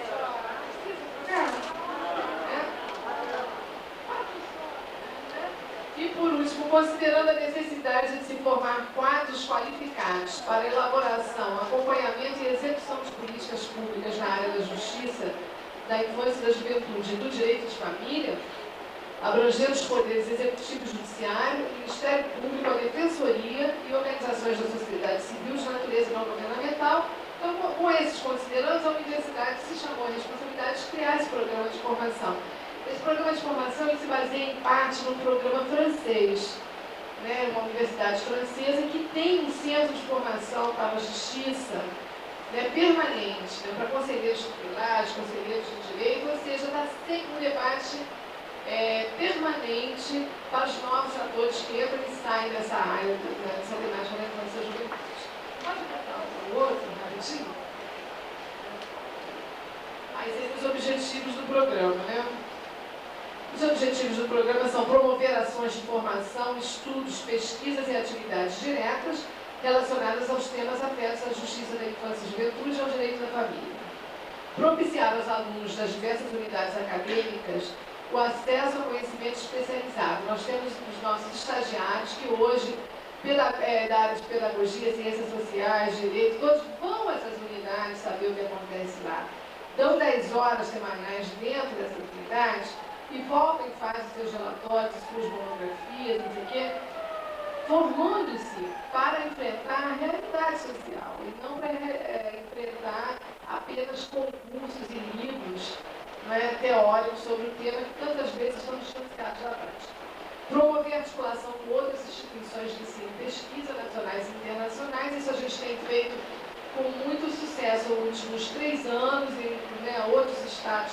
A gente tem chamado para seminários nacionais, para aproximar experiências na área, produzir conhecimento na área. A gente tem tentado, especialmente, publicar, né? E prestar assessoria e consultoria a organismos governamentais e não governamentais sobre questões relacionadas ao objeto de atuação do programa. Isso significa exatamente uma das coisas que a gente está fazendo aqui. O Tribunal de Justiça do Rio de Janeiro nos pediu uma formação para os psicólogos lá, exatamente os psicólogos. Eu vou meter nesse ponto porque o caso aqui é dos psicólogos, né? O curso que nós fizemos para os funcionários judiciais, que incluía o curso era de terceiro grau, turmas de terceiro grau, turmas de segundo grau, as de terceiro grau comportavam psicólogos, pedagogos, assistentes sociais, psiquiatras, médicos, dentistas, todo o pessoal de terceiro grau que trabalhava no sistema. E o caso da psicologia era tão sério, tão grave, que ele se desdobrou num outro curso de 32 horas a aula, apenas para discutir a necessidade de um posicionamento ético frente aos relatórios sociais produzidos no sistema. Não é? A tal de expedir ciência, expedir saber e doutrinariamente você classificar que está em situação irregular, que não introjetou normas, tinha pareceres que vem assim, não introjetou as normas da instituição. Quais? Pelo amor de Deus, não existe norma nenhuma. É um puro depósito de gente 24 horas por dia. Não cumpriu as metas. Qual a meta? Que meta foi discutida com os meninos? Quer dizer, a única coisa que se avaliava ao final das contas era o grau de passividade do adolescente internado. Quanto mais quieto ele ficasse, quanto mais ele se fingisse de morto, mais chance ele tem de ter um laudo positivo. Então o que a gente desdobrou esse curso para os psicólogos, falando assim, olha, a nossa responsabilidade é para além disso. Coloque 6 pessoas, técnicos, em cima de você, preso, durante 3 meses sem ter acesso a ninguém, nem a visita, e começa a fazer um laudo e vê se você não está doido. Está doido. Você vai dizer que eu estou doida, porque a gente enlouquece. Não é? Você não tem... Todos os seus direitos estão violados. Você quer falar com o juiz, você não pode. Você quer falar com o defensor, você não pode. Você não vê ninguém. A família não obstáculo a visita da família, ou dificultar. E depois você vai fazer um laudo, a pessoa está querendo te esganar. E às vezes esgana mesmo. Entendeu? Então, essa responsabilidade na produção disso, quer dizer, ela está dizendo, os juízes vão tomar decisões em cima do que a equipe técnica vai dizer. Então, um posicionamento muito claro dessas equipes interdisciplinares e interdisciplinares, precisam ser interdisciplinares. Não é? Essa coisa do saber específico de um sobre outros, a minha classe, né, é triste também. Pedagogos que diziam, não aprimorou o seu conhecimento, não evoluiu, não tem nem aula. Não tem nada preparado lá. Um dia eu fui visitar uma unidade dessa, perto da Páscoa, unidade de internação, que pretensamente para meninos que cometeram atos infracionais médios ou graves, eles estavam desenhando um coelhinho da Páscoa, daquele... A aula era essa, colorir um coelhinho da Páscoa daquele que meu filho de 4 anos não faz mais. Então, e depois diz que ele não evoluiu no processo, não leu, ou então fica dando verbo, conjugando verbo com os meninos que estão precisando conversar, que estão precisando construir textos sobre a sua própria vida. Deixa eles fazerem fã, trabalhem com isso e ver se eles não dão o recado deles, não dizem o que eles querem. Então, a gente não pode ter essa arrogância de produzir laudos desse tipo. Né? Antes, quer dizer, o compromisso ético é que discutir. Né? Esse curso de formação, eu preciso dizer, bota em seguida. Né? Que aí se ele dá mais 5 minutos. 5, depois desse projeto, né, nesse programa, né, os cursos de formação destinam-se a categorias profissionais específicas ou que atuem de maneira conjunta, visando articular responsabilidades com a problemática comum. Ali eu reduzi bastante, né? Os cursos destinam-se a colaborar com a prática cotidiana, operando uma clarificação de questões relacionadas na interseção de distintas disciplinas. Então, não é um curso puramente teórico, embora a gente tenha uma parte de leitura mesmo de teoria. Mas a gente refaz laudos, faz grupos de trabalho, né? Cada um vai mostrando o que cada um poderia contribuir para uma visão mais humana, mais ética, mais responsável. Sobre isso você está expedindo ciência em cima de uma pessoa, né? Você está expedindo saber que vai servir de base para a coordenação dessas coisas desses meninos. Então o curso tem uma parte prática muito grande, é fortemente baseado na doutrina dos direitos humanos, não é? A gente teve até problemas sérios no Rio de Janeiro. Esse convênio não foi um convênio neutro, vocês estão vendo, a gente tentou de toda forma reformular exatamente os pareceres das equipes técnicas, reformular adequando ao que prega a lei, o Estatuto da Criança e Adolescente, o direito e o processo de desenvolvimento em que se encontra esse adolescente. Ninguém estava inventando nada, só queria que a lei vigorasse na prática, não é? Porque não adianta se discutir o ECA sempre em círculos jurídicos e na hora da atuação o ECA é coisa de advogado, jurídico, juiz, e a prática continua sendo a mesma coisa. Então nós tivemos problemas no Rio de Janeiro, graves, sérios, porque a gente começou a colocar as questões de direitos humanos gravíssimas, violações possíveis, né, que a gente não podia deixar de ter acesso através dos depoimentos dos funcionários. Nós levamos isso organizadamente no eixo que a gente desenvolver para os fóruns específicos, né? Então vamos passar. Além da metodologia, sempre a elaboração em parceria com a instituição solicitante, não é? Que vai dizer o que precisa, de que forma precisa, consultando os profissionais que trabalham lá, quais são as suas defasagens, deficiências e que área que nós poderíamos caminhar nessa capacitação. Então, não existem cursos prontos também, não. Eles são montados de acordo com o objetivo daquela instituição junto com a universidade, né? Além dos cursos, a gente faz pesquisa e ação de intervenção. Uma das pesquisas que eu me penitencio, não trouxe, mas vou mandar pelo correio, é uma pesquisa sobre o envolvimento do uso e tráfico de drogas no estado do Rio de Janeiro. Uma dessas coisas específicas que a gente precisava clarificar. Essa pesquisa foi coordenada pela psicóloga professora Esther Arantes, que que faz parte do Conselho de Psicologia também, e tem trazido essa questão muito para os congressos de psicologia, né? A criminalização do uso da droga, a criminalização do adolescente. Além de pesquisa, só vou ler mais duas coisas aí, né? Essas pesquisas, seminários, congressos e ciclos de palestra, eu já falei para vocês, um desses seminários gerou esse livro Responsabilidades, e publicações e a bancada de informações, que é manter atualizada na universidade, é muito consultada essa bancada, uma relação de temas, né? Até pedir a colega de Belo Horizonte que nos mande, né, o trabalho dela aqui com a liberdade assistida, porque isso serve de subsídio para profissionais e alunos que se interessam por esses temas. Pode passar.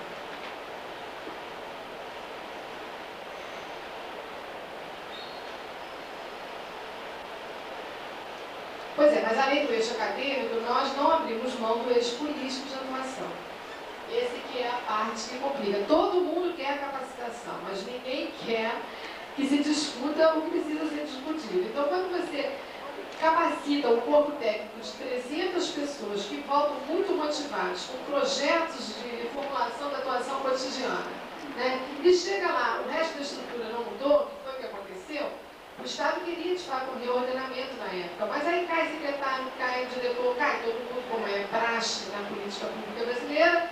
Então entra outro que diz, quem está fazendo isso? Que confusão é essa? Quem é que diz?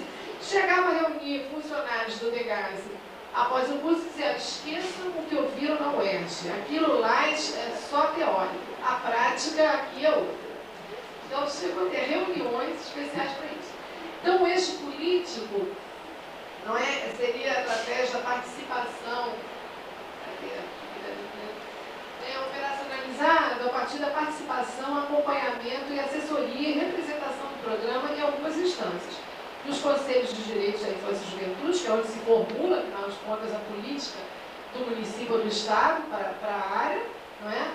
Nos conselhos tutelares, nós incentivamos alunos e estagiários a participarem como pesquisadores e mesmo como candidatos ao conselho, para que trabalhem com temas específicos, para temas específicos mesmo, abuso sexual, maus tratos domésticos, aqueles temas que a gente tem na área da infância, autoridade infracional, prostituição e tal. Conselhos profissionais específicos, é isso que a gente faz, né? Os conselhos de psicologia, de pedagogia, de serviço social, a gente leva essa temática para discussão tantas vezes quanto a gente for convidado, né?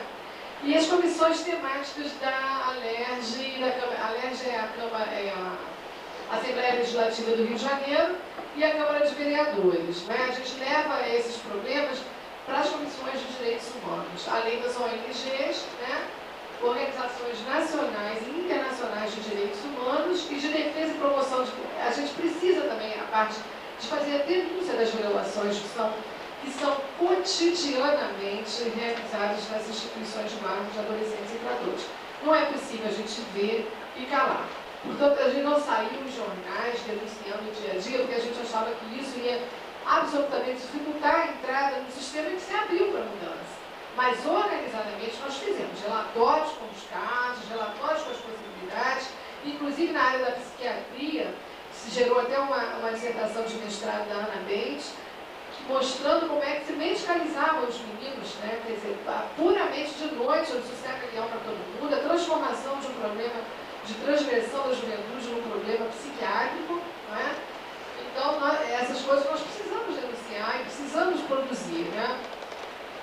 Então, de modo geral, é isso, né? Eu gostaria de recomendar, gente, um dos produtos disso foi esses Jovens em Conflito com a Lei, que nós temos artigos, né? A gente está deixando aqui com a Maria Carmen, até nós ficamos muito honrados porque o Conselho Federal de Psicologia fez uma carta recomendando, a Cecília Coimbra, né, que é a presidente, recomendando os livros nos conselhos regionais, porque considerou que eles trazem uma contribuição para o debate da atuação profissional também dos psicólogos, né? Então, nós trouxemos alguns pouquíssimos exemplares que estão à venda, não é? E eu queria terminar, muito obrigada, de uma altura difícil, né? Eu queria terminar, né, com uma frase do Martin Luther King, que diz: não há nada mais trágico nesse mundo do que saber o que é certo e não fazer. Não posso ficar no meio de todas essas maldades sem tomar uma atitude. Eu acho que a gente tem que trazer isso para a nossa prática e cada um na sua, não é? Para além dos nossos compromissos profissionais, muito antes dos nossos compromissos profissionais, termos posicionamento claro na sociedade, posicionamento ético e lutar por isso, né? Eu agradeço.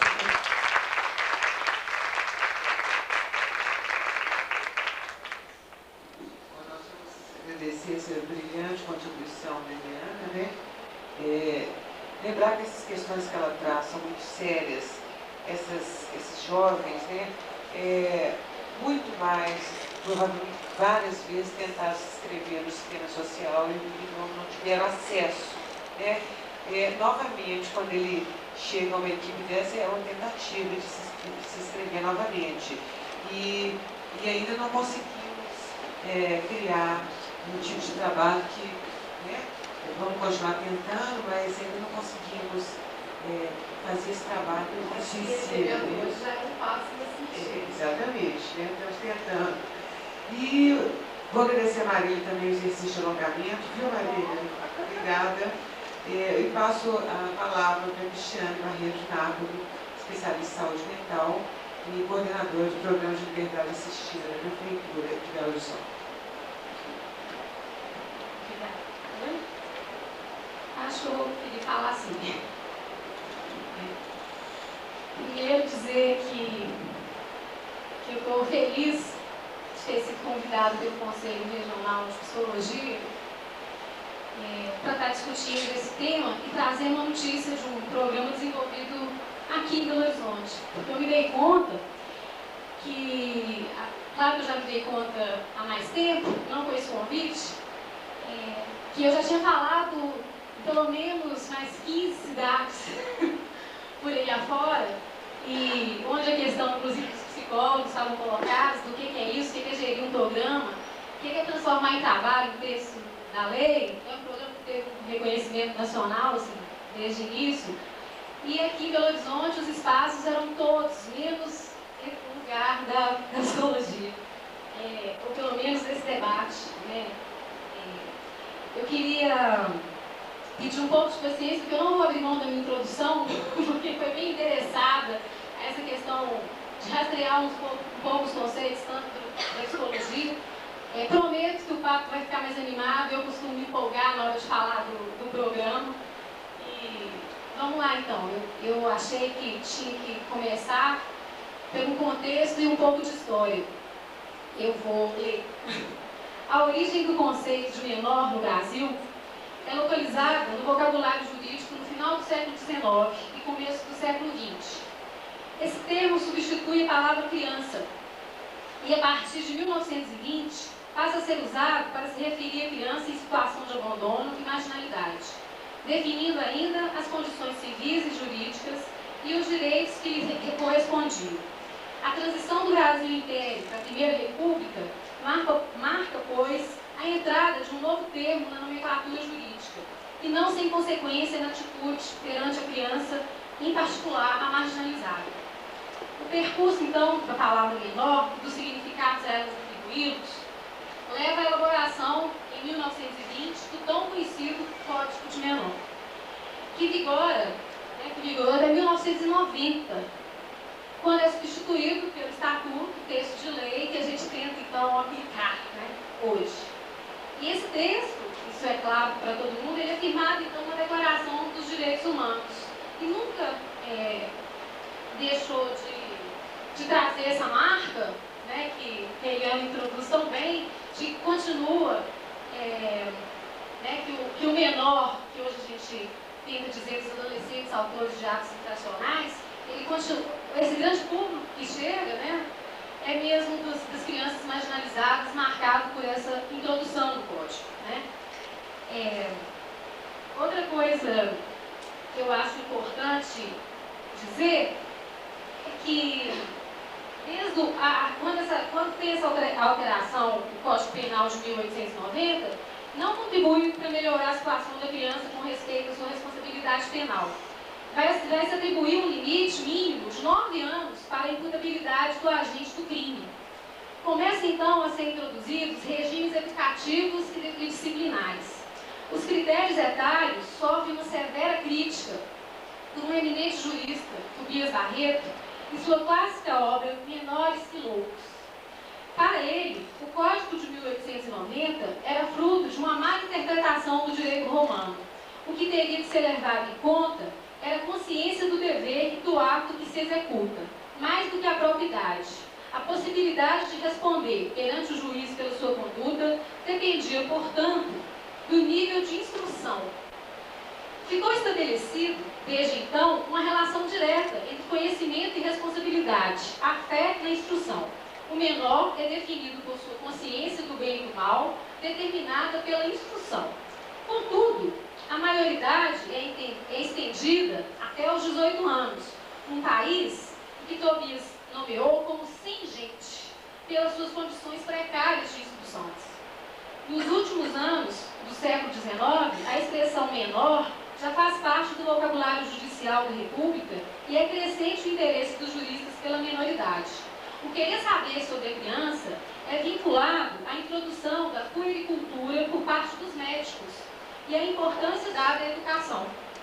Então, a partir de uma maior vinculação do Brasil ao mercado mundial, que marca importantes mudanças econômicas e sociais no país, o campo jurídico altera-se, esforçando-se para seguir os caminhos do modelo europeu e americano. Surgem, então, nos Estados Unidos, as primeiras instituições criadas para atender os menores criminosos. Surgem em 1825, caracterizada pelo próprio princípio de regenerar via uma disciplina rigorosa. Misturam-se em um único espaço a escola, a fábrica e a prisão. orientadas por uma disciplina que regula a vida da criança em torno do trabalho regenerador. No Brasil, os juristas então descobrem o menor, no final do século XIX, nas crianças e adolescentes pobres das cidades, que não viviam sob a autoridade dos pais, chamados então abandonados. Relacionando a origem do abandono com as condições econômicas e sociais que a modernidade favorece no começo dos anos 30, a decomposição da família e a dissolução do poder paterno são apontados como seus principais problemas. Tudo isso dos históricos dos textos da lei. Toda uma leitura é encaminhada, então, no sentido de supor que o ser humano, nessas condições, está inclinado às paixões, aos vícios, às desordens, a vinganças, crimes, mentiras e cóleras. Estou citando. A rua era considerada, então, como aquela que criava espíritos defeituosos. Era lugar de desagregação, foco de contágio. A falta da autoridade paterna, da família, todos esses valores burgueses, deixava a criança entregue à própria vontade, disposta a ser levada para fora da lei e do convívio social, habilitada, então, para o crime. Marcas e feridas da modernidade, que traz seus becos amontoados, disformes, espaços múltiplos, pessoas desconhecidas. O menor infrator é definido como um perigo para a sociedade do futuro. Entretanto, é crescente também a convicção de que ele é uma vítima. A ênfase, então, na ordem e progresso, na restauração da autoridade paterna, norteia a sociedade brasileira. Na passagem do século, então, o menor deixa de ser um termo associado à idade, quando se quer estabelecer a responsabilidade do indivíduo perante a lei, para designar crianças pobres, abandonadas e que cometiam delitos. A direção de um caminho atual e seus impasses. No cenário dos debates acerca da violência nos grandes centros urbanos, vai se acirrando, então, a discussão a respeito dos atos infracionais cometidos pelos adolescentes. São responsáveis por toda a criminalidade. O clamor social de uma parcela da população contra o titulado menor infrator surge, então, desse equívoco, em pensar que nada lhes acontece. Os debates polarizam-se entre duas posições muito semelhantes, se a gente for pensar. A dos que preconizam o aumento da repressão contra crianças e adolescentes infratores e a dos que negam a reconhecer a existência de infrações penais graves cometidas por essas crianças e adolescentes. Na atualidade, já com os critérios à luz do Estatuto da Criança e do Adolescente e todas as respostas socioeducativas que a doutora Desete pôde expor, eu vou estar falando, a gente sabe então que não se trata apenas de vigiar e punir, muito menos desconsiderar a gravidade do problema ou desculpabilizar as ações violentas por parte desses adolescentes. O ato infracional implica o que a criminologia denomina desvalor social, por colocar em risco pessoas e comunidades, além, obviamente, da vida do próprio adolescente. A demanda de atendimento e apropriação dessa demanda é crescente. E para que não se prevaleça a noção de que as infrações estão aumentando porque a lei é permissiva, faz-se urgente mesmo a construção de uma rede de atendimento ao adolescente infrator dentro de uma política de proteção especial às crianças e adolescentes. E aqui, que a coragem e uma certa invenção seja possível para fazer da letra fria da lei um instrumento de realização da justiça. Para então começar a falar do programa de liberdade assistida e o percurso desse caminho. Primeiro, porque então, em 1998, né, fui tanto pré-histórica, eu quase perdi o ano que o programa foi implementado. A prefeitura, a partir de toda uma negociação com o juizado, assume que essa medida, que é essencialmente comunitária, seria então executada por parte do município. E o município, até então, ele era executado no Poder Judiciário, e eu acho que, ou dentro dessa área ou não, a gente acompanha, e a gente em Belo Horizonte está longe de construir uma rede articulada, com dinamismo, com mudanças de posições do Judiciário, e eu acho que muito menos da universidade, né? Eu acho que aqui vocês teriam que fazer um curso de capacitação para os professores universitários, para os pesquisadores universitários. Mas o programa começa, então, com duas diretrizes muito bem colocadas, assim. Primeiro, que não podia se transformar numa prefeiturização, assim, a prefeitura não daria conta, né, e como diz um orientador, daqui a pouco eu vou falar deles, da Centro-Sul, é realidade demais para o poder público dar conta. Então, foi feito um convênio com uma ONG, a Pastoral do Menor, que entra, claro que também subsidiando, facilitando um pouco a administração de repasse de recursos, de contratação de pessoal, mas ele também garantindo uma certa credibilidade, né, ao poder público que está enfrentando essa questão do adolescente infrator. Porque já foi um grande avanço colocar isso na pauta da construção de uma política pública, né, para o adolescente infrator. E fazer esse divisor de águas, né, ao invés de continuar tratando tudo como se tudo fosse a mesma coisa, né, os abandonados como a causa da criminalidade. Então, a outra parceria que norteou o início do programa foi uma parceria com a comunidade civil. E a entrada do programa na cidade parte então desse pressuposto, que ele seria regionalizado, né, que cada região ia ter uma estrutura mínima de funcionamento desse programa e que ia contar com a comunidade, né? Só que comunidade, assim, fica mais real falar do programa, eu queria contar mesmo com a cidade, porque os anúncios foram parar desde os jornais do ônibus, que é um ótimo veículo que a gente tem, de comunicação que a gente tem em Belo Horizonte, as redes locais de televisão, as universidades, as comunidades do bairro, e o convite era assim mesmo: seja você também um orientador social voluntário. E, para surpresa nossa, em um mês, menos de um mês, 310 pessoas se inscreveram para ser um orientador social voluntário. O programa, então, tentou pensar, porque a princípio as pessoas achavam que funcionaria assim: os orientadores seriam acompanhados e capacitados por técnicos da prefeitura para acompanhar e orientar os adolescentes. A gente sabe que isso é pouco, né? Que alguma outra coisa tinha que ser estruturada aí, que a gente estava em se deparar com articulações em vários eixos e vários campos, assim. Desde, assim, de um programa que está o tempo todo sobre liberdade vigiada, a gente não está sobre liberdade assistida, não, é vigiada, né, assim, do controle, o limiar entre a justiça e assistência, entre as articulações e momentos políticos desse lugar. Então, essa estrutura de funcionamento, a gente começa nas 5 regionais metropolitanas, onde tem a maior demanda desse atendimento. Atualmente, o programa está em todas as regionais metropolitanas, são 9, e funciona, então, com uma equipe multidisciplinar, interdisciplinar, né, de psicólogos, assistentes sociais, um advogado, sociólogo, e o que a gente pensa que a construção desse programa se dá no encorajamento mesmo das pessoas irem além do que elas estão autorizadas profissionalmente, e que tem uma construção mesmo para ser feita aí. Eu vou então passar sobre uma palavra então, sobre o estatuto do orientador social no programa. Eles que nos selecionaram, né, porque tinha toda uma exigência do juizado que a gente teria que selecionar essas pessoas, e a única exigência é que essa pessoa tem que ter mais que 21 anos e que tenha cerca de 2 horas por semana para se disponibilizar diante dessa construção, né?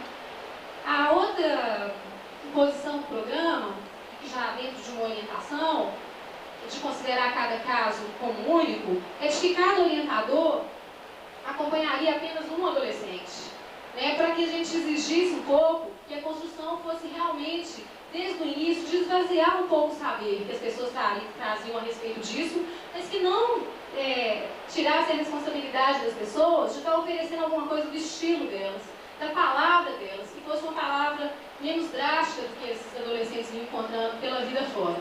E que pudesse mesmo se perguntar um pouco quem era esse adolescente, né? Esse encontro mesmo, que inclusive a gente faz questão de guardar os segredos de justiça, assim, se o adolescente diz dele, para o orientador, o que ele quiser, né?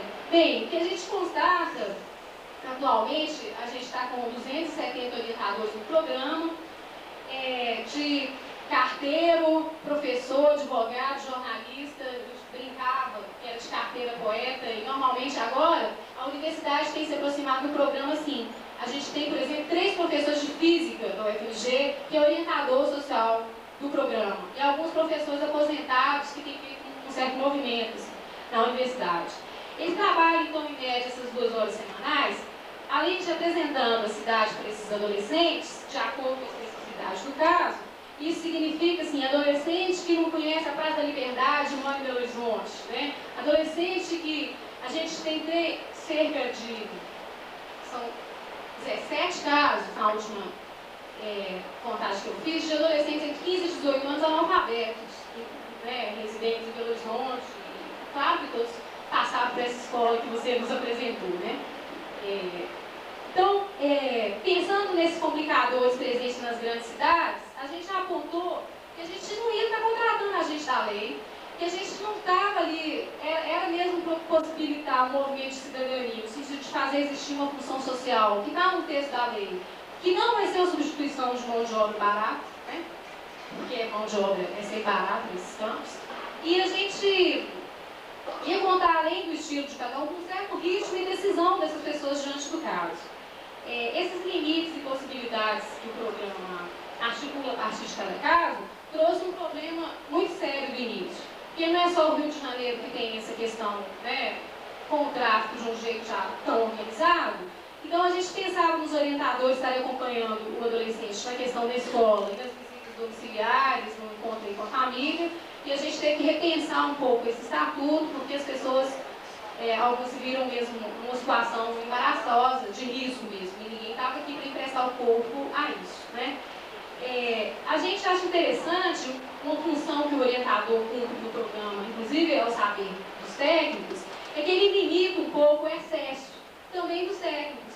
Porque como é compartilhado, como é uma construção de um caso, esse caso vai ser discutido e às vezes tem um palpite mesmo de um orientador que muda um pouco o rumo das coisas. Assim como o tempo todo, os técnicos têm muito trabalho, inclusive, de tratar um pouco as questões com que faz esses orientadores chegarem até o programa. Ele, além de assessorar esses caminhos, assim, né, de ver como que esses sujeitos circulam, assim, e eles se embaraçam ali, e os orientadores podem se entender ali mesmo onde eles estão se embaraçando, o que eles fazem, na realidade, é não deixar passar por aí tão solto os caminhos, destinos e oportunidades desses adolescentes. Então, assim, ao invés de ter isso, os orientadores vão ser responsáveis por conseguir trabalho, os orientadores vão ser responsáveis por conseguir isso, propiciar coisas, esse propiciar coisas abrange mesmo várias coisas em relação a esse adolescente, inclusive ser mediador do encontro dele com um lugar que ele elege para morar, para viver e para ter uma cota de amor aí desse lugar. Com a questão do acompanhamento, eu vou retornar ao meu texto, porque eu acho que é onde a gente tem avançado mais nessa questão da execução. O que a gente vê, então, é que é preciso buscar novas respostas, né, que diz respeito dessas respostas que não estão nos livros. Há uma necessidade de construir e interrogar sobre qual tratamento possível ser dado às questões trazidas pelos adolescentes, autores de atos infracionais. O programa contempla, sim, as exigências impostas pelo Estatuto da Criança e do Adolescente, no que diz respeito a proporcionar uma inserção comunitária, dos encaminhamentos às escolas, dos cursos profissionalizantes, das articulações com o serviço existente. E enfatiza, ainda, a vertente de uma certa, que mesmo em liberdade assistida, existe uma certa correção. Esses adolescentes estão assistidos mesmo, né? A questão da liberdade está aí sobre o olhar do outro e o olhar do outro da justiça, que é por aí que ele fez essa entrada. Cumprir a medida, então, além de responsabilizar-se por seus atos e pelas suas consequências, propondo novas saídas nos pontos em que se embaraçam. Por parte desses adolescentes, além da prestação de contas, entre as atitudes dele nessa questão do trabalho, da família, da escola, é preciso que exista uma certa verificação do que cada um suporta sustentar dessa construção. Mas para isso, é necessário que cada sujeito se localize ali, nos lugares onde ele se embaraça, no espaço que foi interpelado pela lei e que possa pensar em como